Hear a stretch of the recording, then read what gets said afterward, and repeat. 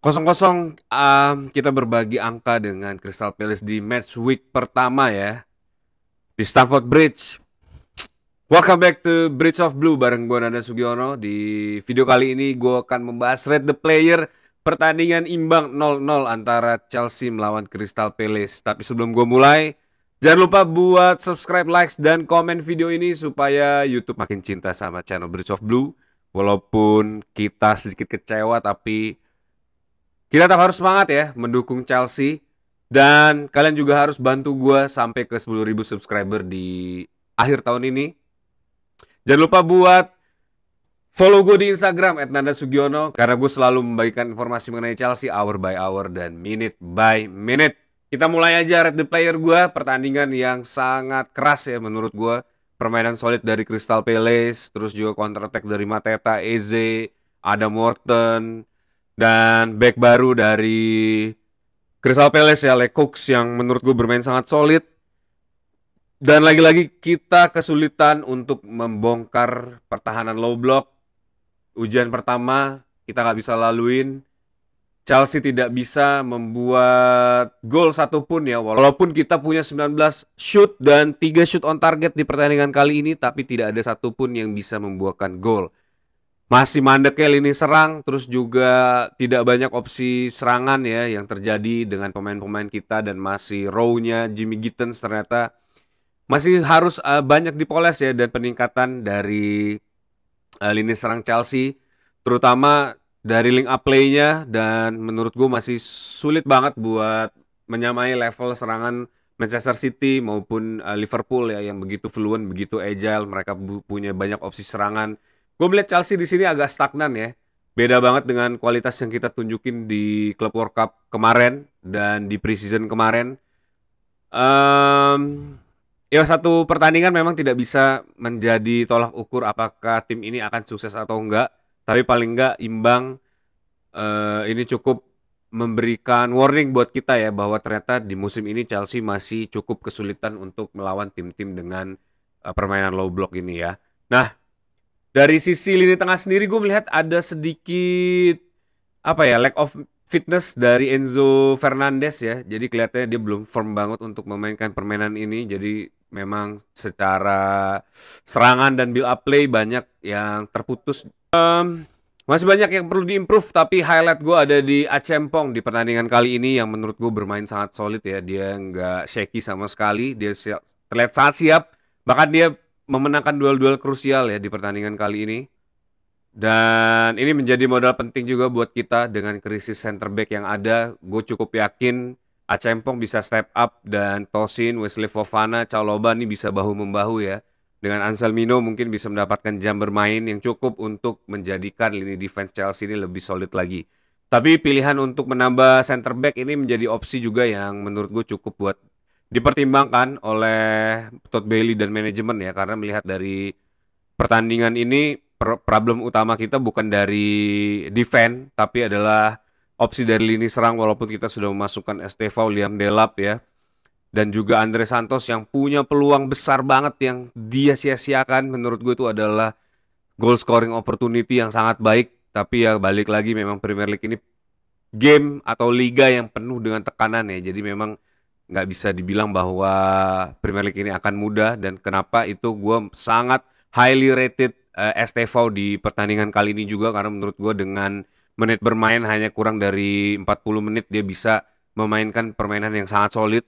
Terus juga dia juga bisa takes on di defense ya di menit-menit akhir, yang menurut gue worth it lah buat kartu kuning itu untuk memulai debutnya di Premier League di pertandingan kali ini. Dan walaupun kita berhasil memenangkan 36 touch in opposite box ya, dari sisi possession kita menang 70% plus, touch in opposite box kita berhasil menciptakan 36 touch in opposite box. Terus juga secara tackle kita juga nggak kalah, tapi memang masih sangat kurang klinis dan tidak banyak opsi pilihan atau key pace yang terjadi di pertandingan kali ini. Dan itu juga menjadi PR besar buat Enzo Maresca di next match ya. Kita akan melawan West Ham, dan semoga aja kita bisa mendapatkan 3 poin di pertandingan kali itu, karena itu akan sangat penting buat pivot permainan kita di musim ini ya.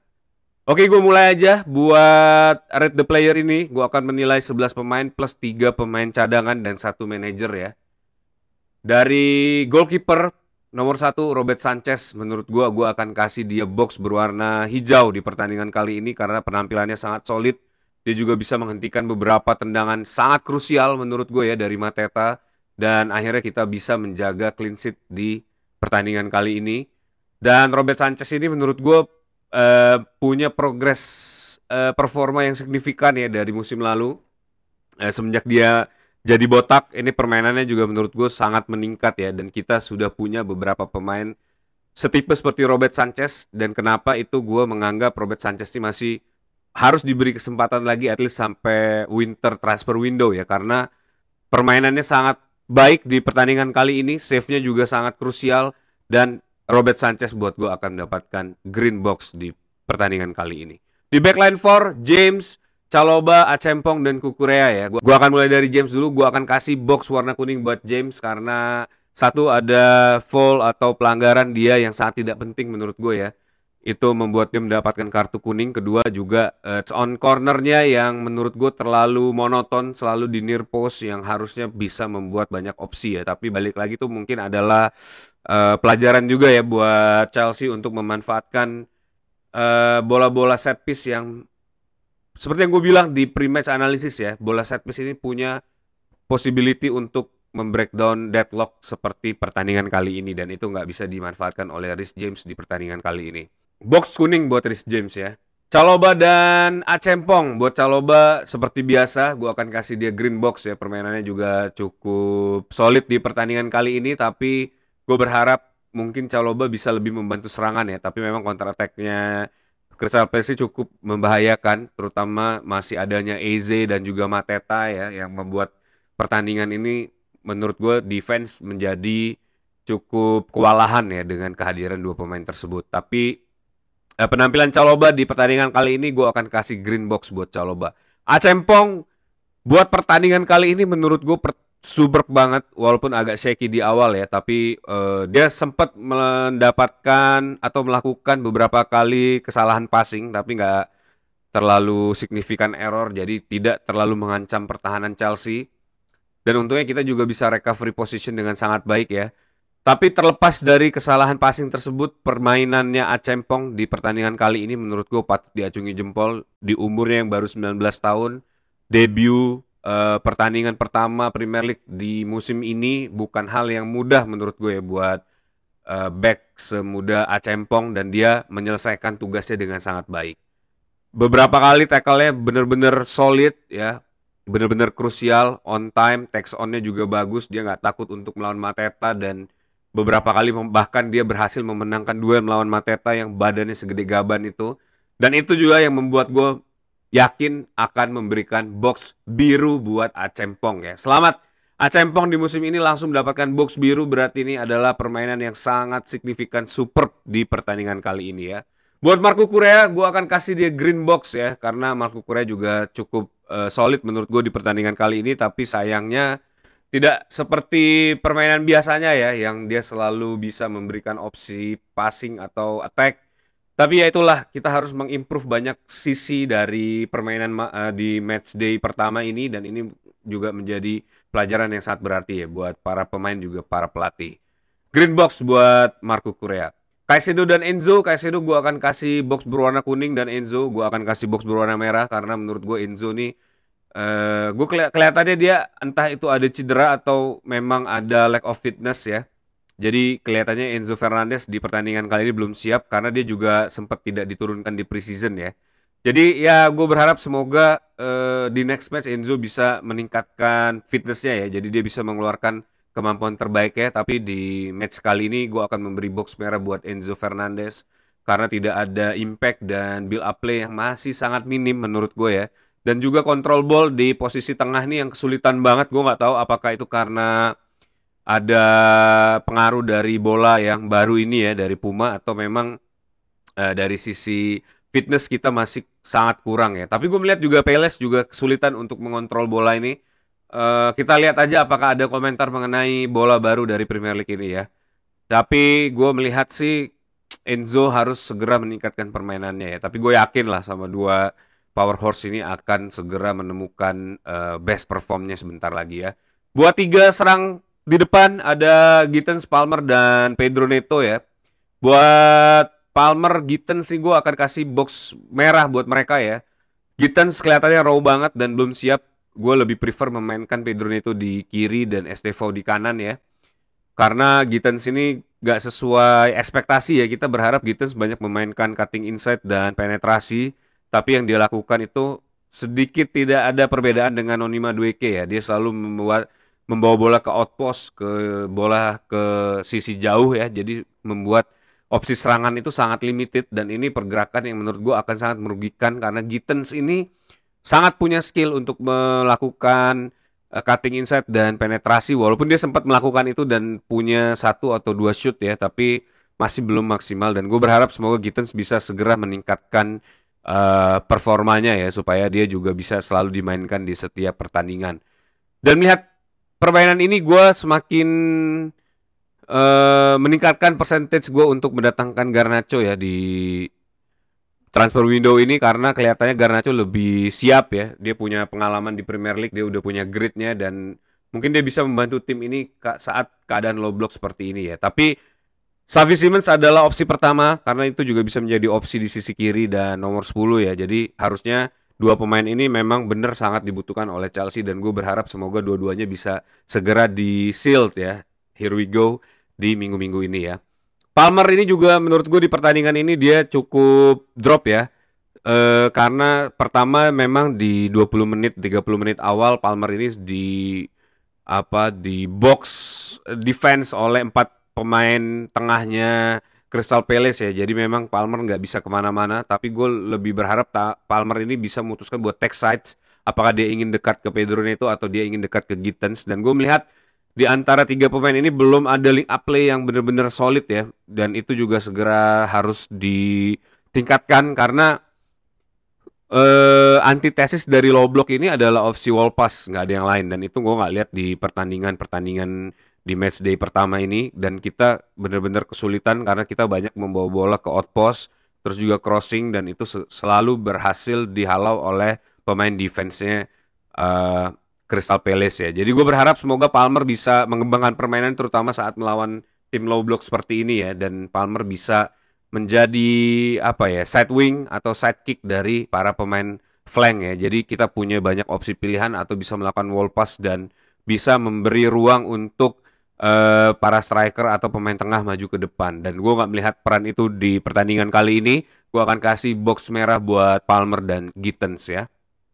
Pedro Neto, menurut gue pertandingan ini Pedro Neto bermain cukup solid ya, dengan gritnya, dengan physicality-nya. Dia berhasil beberapa kali mengancam gawang ya dengan crossing-crossingnya, dan juga hampir aja dia melakukan assist, tapi sayangnya belum diselesaikan dengan baik ya, terutama saat dia ditaruh di posisi kiri. Menurut gue dia punya lebih banyak opsi, karena ada backup dari Marco Correa yang bisa membantu dia untuk melakukan opsi-opsi attacking ya, dan itu yang harusnya bisa segera diimprove.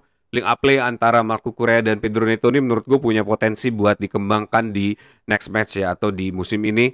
Dan gue akan kasih box kuning buat Pedro Neto ya. Joe Pedro di pertandingan kali ini cukup tidak impactful ya, beberapa kali kalah duel, dan gue berharap semoga ya Joe Pedro ini nggak cepat puas ya dengan penampilannya di preseason dan Club World Cup kemarin. Semoga aja Joe Pedro ini bisa segera meningkatkan permainannya, karena gue melihat di match kali ini kurang banget ya. Jadi gue akan kasih box merah buat Joe Pedro. Untuk 3 pemain yang masuk ke pertandingan ini ya, gue hanya akan menilai, walaupun ada lebih dari 3, tapi gue akan hanya menilai 3 pemain aja, yaitu Liam Delap. Gue akan kasih box kuning ya. Beberapa kali dia menjadi opsi pilihan attack, dan ini yang harus dilakukan oleh Joe Pedro ya. Liam Delap ini ternyata bisa menjadi channeling play, dan kita akhirnya bisa mengembangkan permainan dan attacking di menit-menit akhir ya, 10 menit terakhir pertandingan. Dan itu harusnya yang dilakukan as soon as possible saat kita berhadapan deadlock di lini depan ya. Dan ini menjadi pelajaran juga buat Enzo Maresca. ternyata Liam Delap ini bisa menjadi salah satu kunci lah untuk nge-breakdown low block ya. Box kuning buat Liam Delap. Estevao ini menurut gue Estevao permainannya solid banget di pertandingan kali ini walaupun masuk hanya kurang dari 40 menit.